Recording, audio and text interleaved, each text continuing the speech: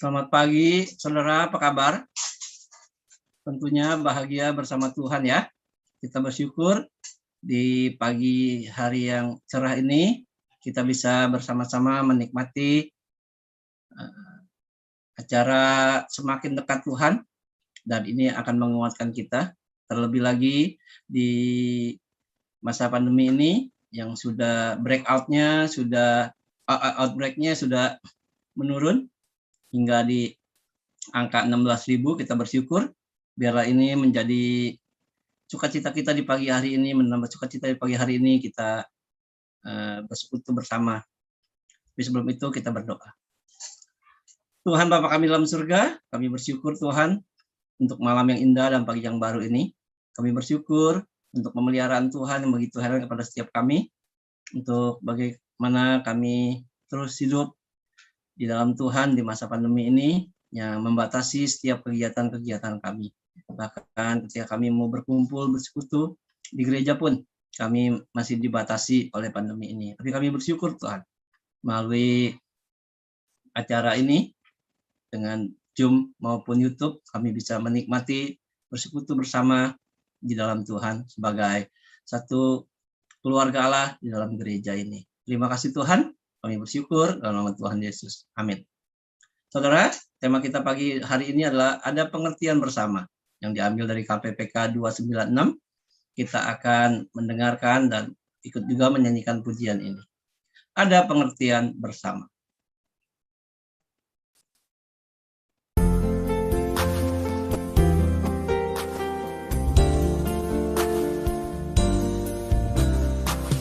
Di mana kita berkumpul, ada pengertian bersama. Inilah janji Tuhanku, bersatu di dalamnya. Kasih-Nya penuhi kita, roti hidup Ia berikan. Inilah janji Tuhanku, bersatu di dalamnya. Ia beserta dengan kita, bagi berkat dalam Roh-Nya. Semua anak dan umat-Nya bersatu di dalamnya. Bersyukurlah pada Yesus, kehendak-Nya Ia tunjukkan. Ia tuntun jalan hidupku, ku bersyukurlah.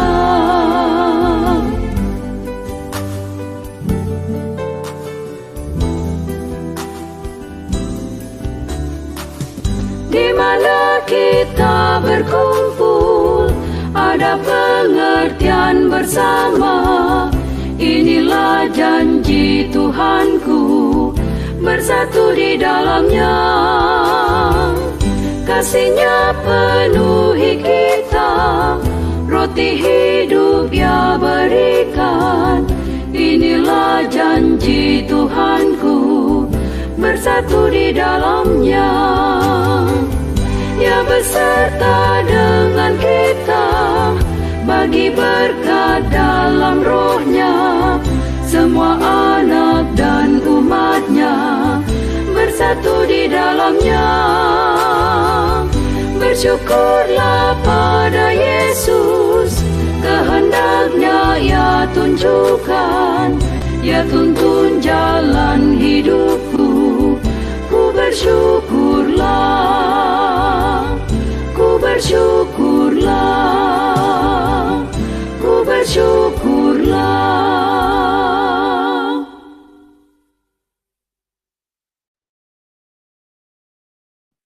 Amin, saudara. Ya, biarlah pujian ini mengingatkan kita kembali bahwa kita ada di dalam sebuah gereja. Bait yang pertama mengatakan kita bersama di dalam Tuhan, bahwa Tuhan juga berserta kita. Di bait kedua ada hal yang indah, saudara. Dalam bahasa Inggris dikatakan sharing love and understanding. Itulah gereja. Isinya adalah sharing love, berbagi kasih, dan ada pengertian bersama. Saya akan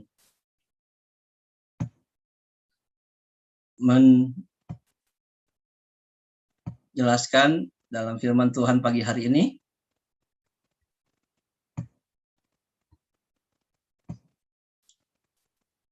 Ya, saudara, ada pengertian bersama. Nah, kalau kita melihat pujian ini, saya jadi teringat akan surat Filipi pasal 2 ayat 1 sampai 4 yang ditulis oleh Rasul Paulus.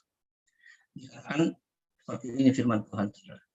Jadi karena dalam Kristus ada nasihat, ada penghiburan kasih, ada persekutuan roh, ada kasih mesra, dan belas kasihan. Karena itu sempurnakanlah sukacitaku dengan ini. Hendaklah kamu sehati sepikir, dalam satu kasih, satu jiwa, satu tujuan. Dengan tidak mencari kepentingan sendiri atau puji-pujian yang sia-sia. Sebaliknya hendaklah dengan rendah hati yang seorang menganggap yang lain lebih utama daripada dirinya sendiri. Dan janganlah tiap-tiap orang hanya memperhatikan kepentingannya sendiri, tetapi juga kepentingan orang lain juga. Saudara, inilah satu firman Tuhan, dasar iman Kristen yang kita miliki, bagaimana kita hidup dalam sebuah komunitas gereja. Nah, saudara, ya, apakah yang menjadi ukuran sebuah gereja yang berhasil? Kalau kita perhatikan, ya, menjadi sebuah gereja yang berhasil, apakah gedung gereja yang besar? Apakah jumlah jemaat yang banyak? Apakah keuangan gereja yang berkelimpahan atau sehat?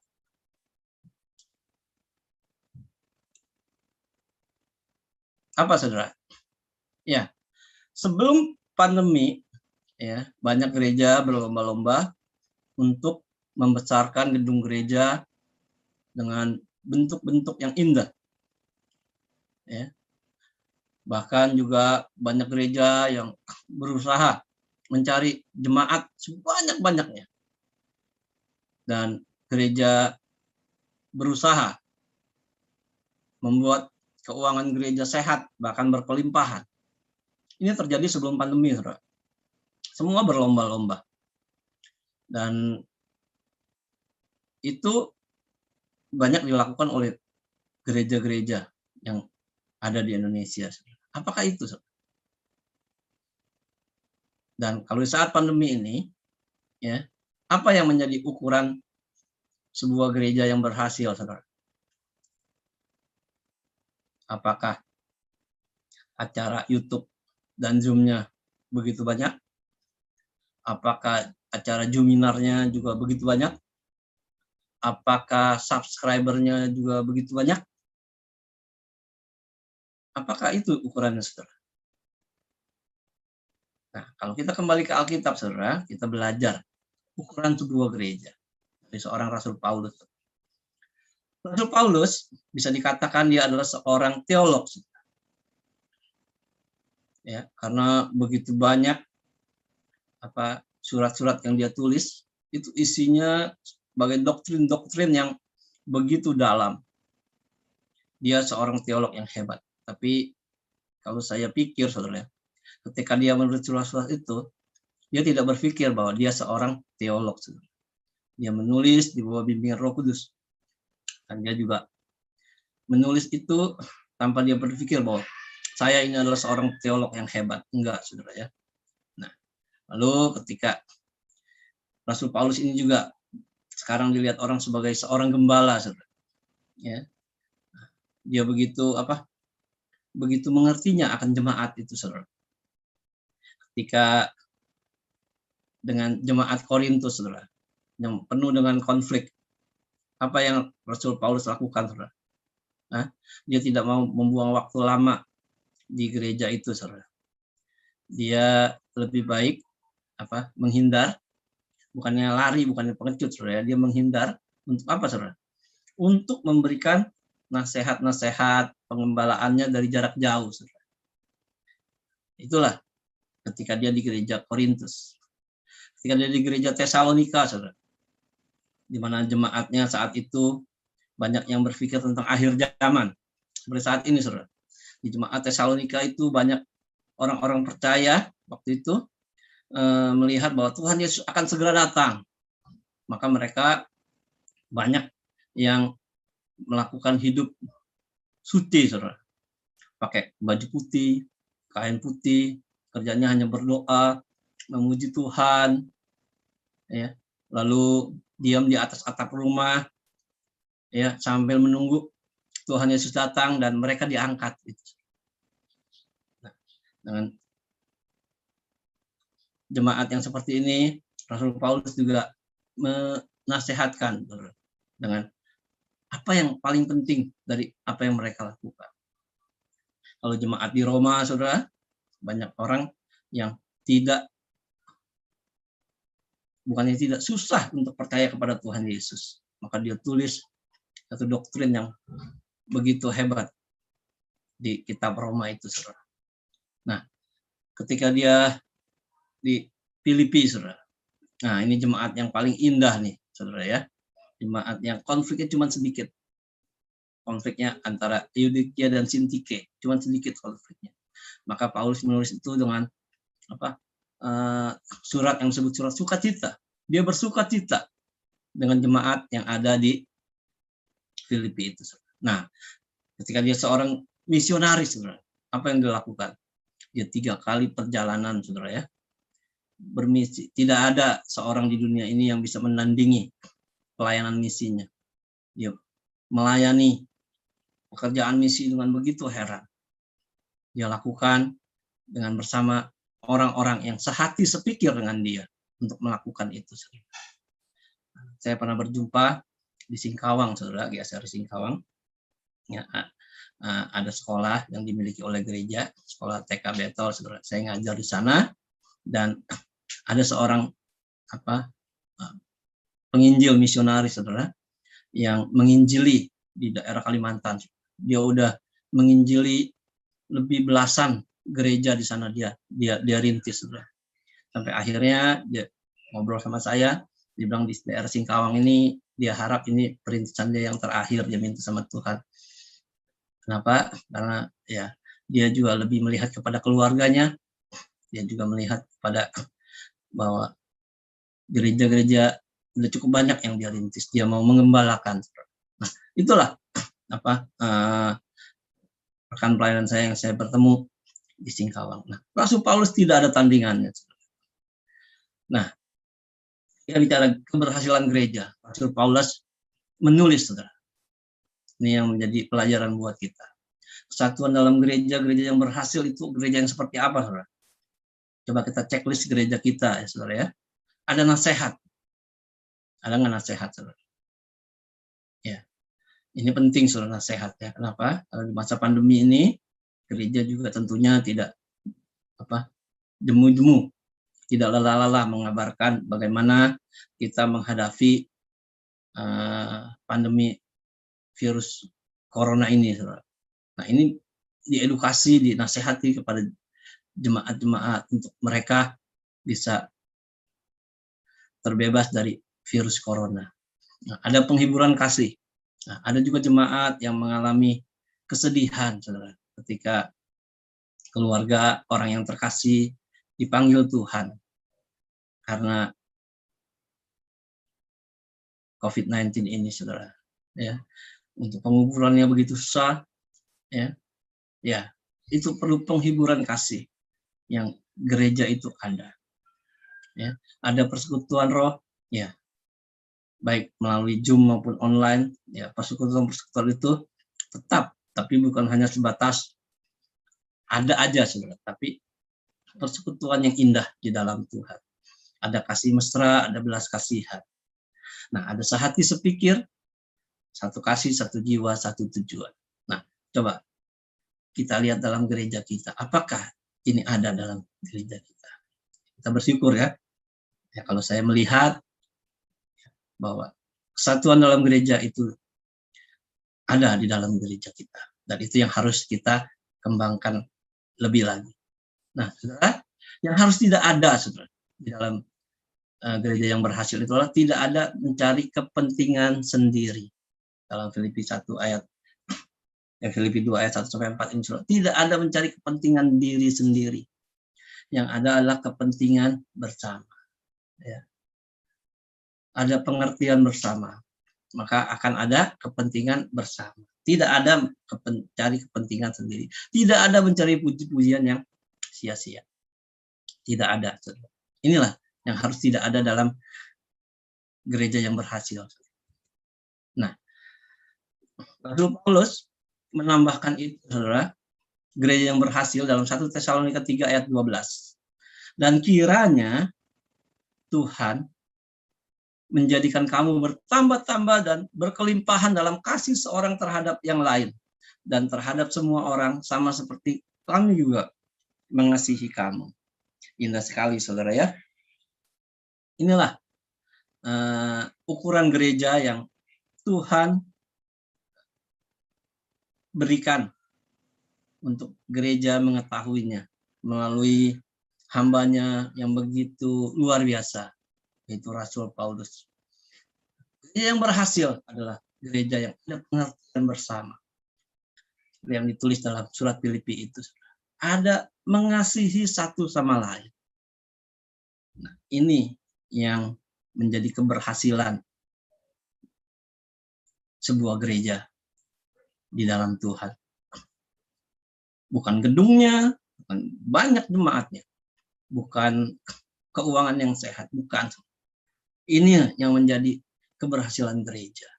Ada pengertian bersama.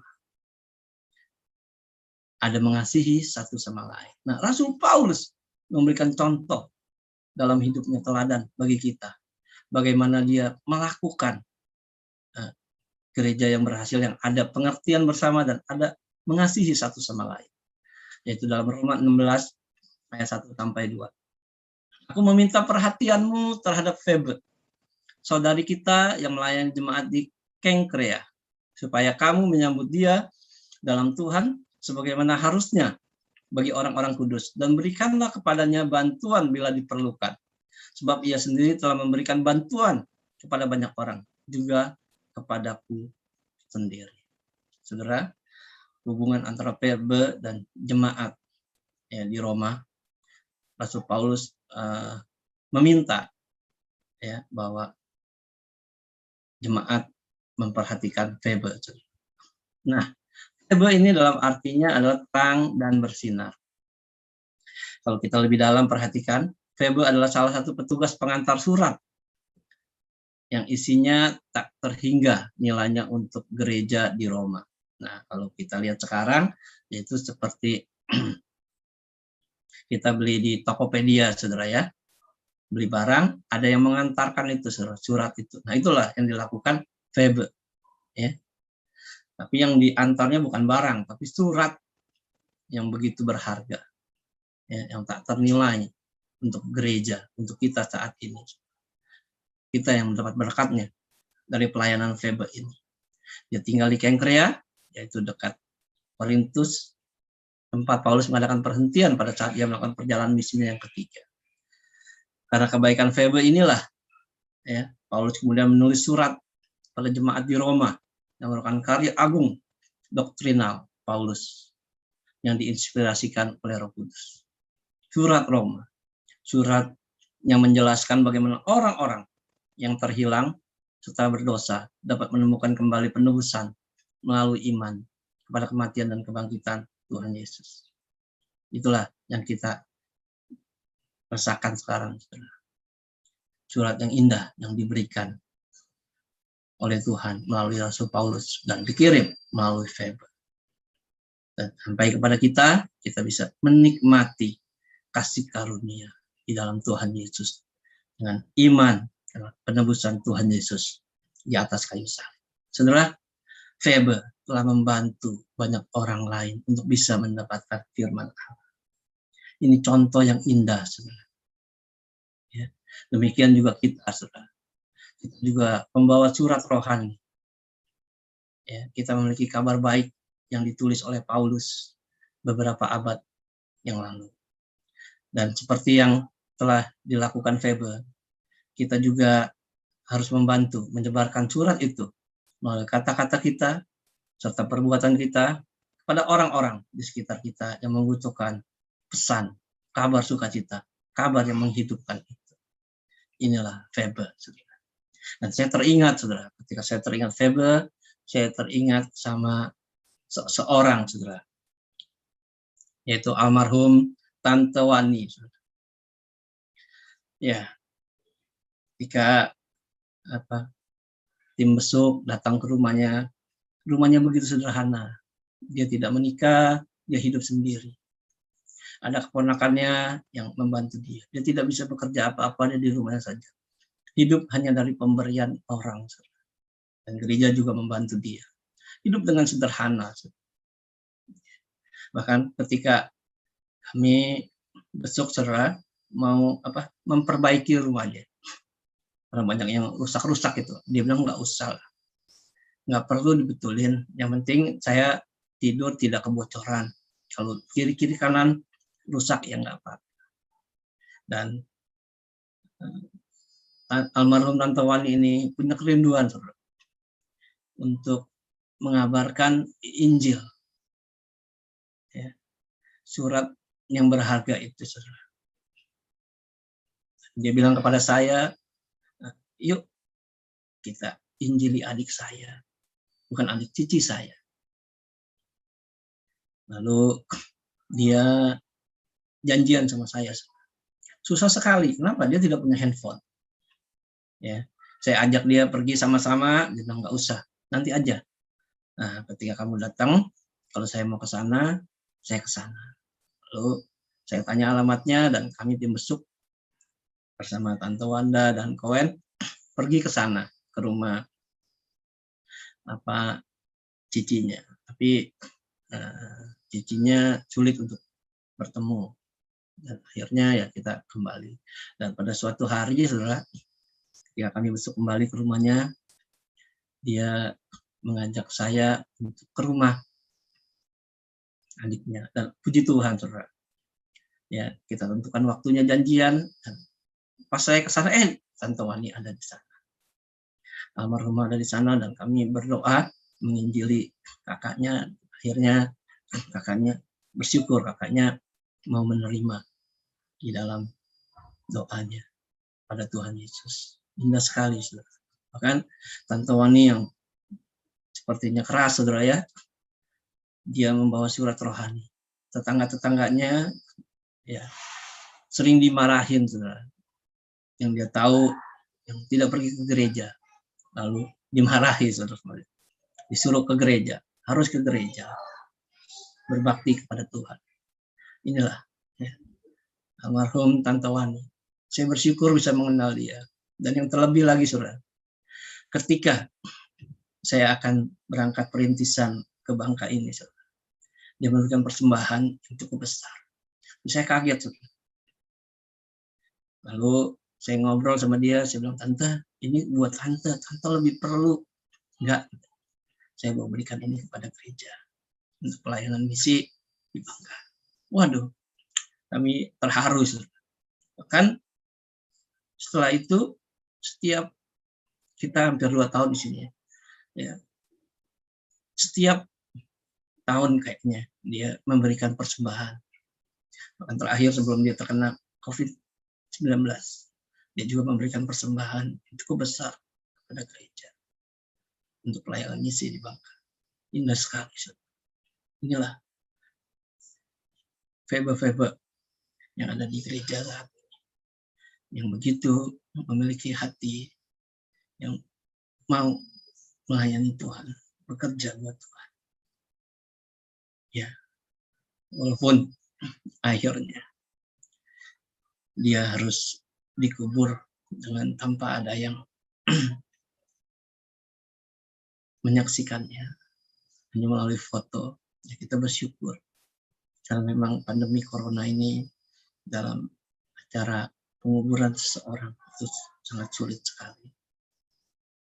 Ya, itulah saudara, ialah contoh yang diberikan Rasul Paulus melalui Febe dan juga melalui almarhum Tante Wani. Kita tahu, kita semua adalah pembawa surat rohani Tuhan Yesus. Dan inilah hidup kita, untuk kita terus menjadi terang dan bersinar. Seperti nama Febe, terang dan bersinar. Saudara, kita bersyukur untuk firman Tuhan ini dan kembali kita akan nyanyikan biarlah dalam gereja kita terus ada pengertian bersama. Kita nyanyikan pujian ini, ada pengertian bersama.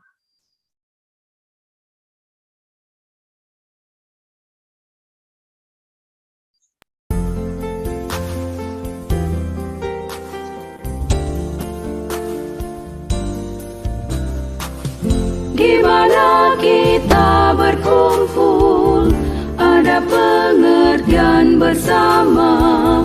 Inilah janji Tuhanku, bersatu di dalamnya. Kasih-Nya penuhi kita, roti hidup Dia berikan.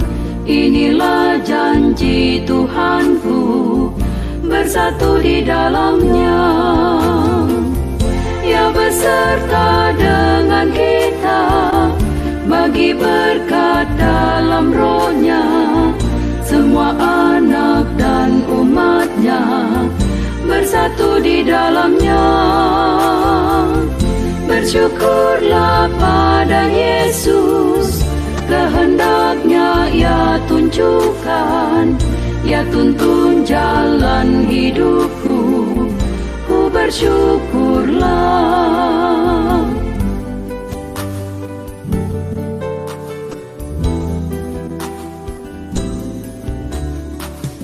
Di mana kita berkumpul, ada pengertian bersama.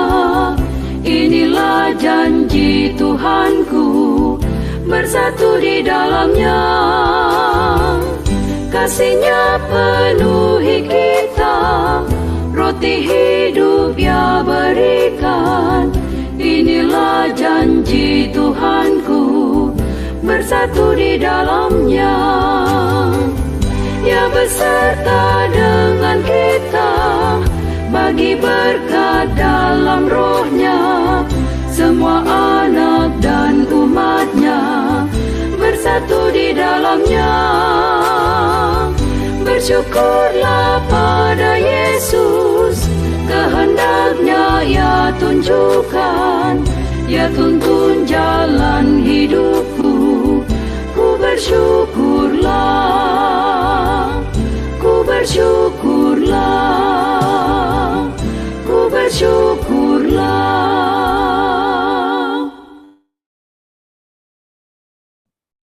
Amin, saudara. Biarlah firman Tuhan pagi hari ini yang mengingatkan kita bahwa kita di dalam gereja ada pengertian bersama.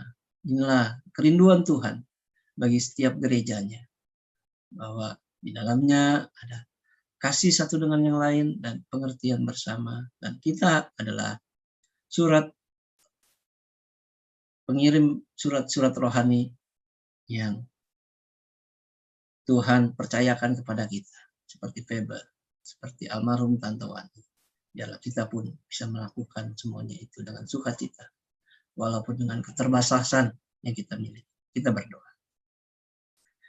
Tuhan Bapa surga, kami bersyukur Tuhan untuk firman-Mu dan pujian yang sudah kami dengar. Adalah ini memberikan sukacita, kekuatan, bagaimana kami melangkah bersama Tuhan dalam sebuah gereja, saling mengasihi, saling ada pengertian bersama. Inilah kerinduan yang dimiliki oleh Tuhan buat semua gerejanya, juga gereja kita. Biarlah semuanya itu ada dalam gereja kita, dan terus kita kembangkan untuk menjadi kemuliaan bagi nama Tuhan saja. Terima kasih Tuhan, kami bersyukur dan menyerahkan setiap aktivitas kami ke depan, baik di dalam rumah maupun di luar rumah, ke dalam tangan Tuhan. Biarlah apa yang kami lakukan untuk Tuhan. Terima kasih Tuhan, kami bersyukur dalam Tuhan Yesus. Amin. Ya, terima kasih semuanya. Selamat pagi, Tuhan Yesus memberkati. Amin.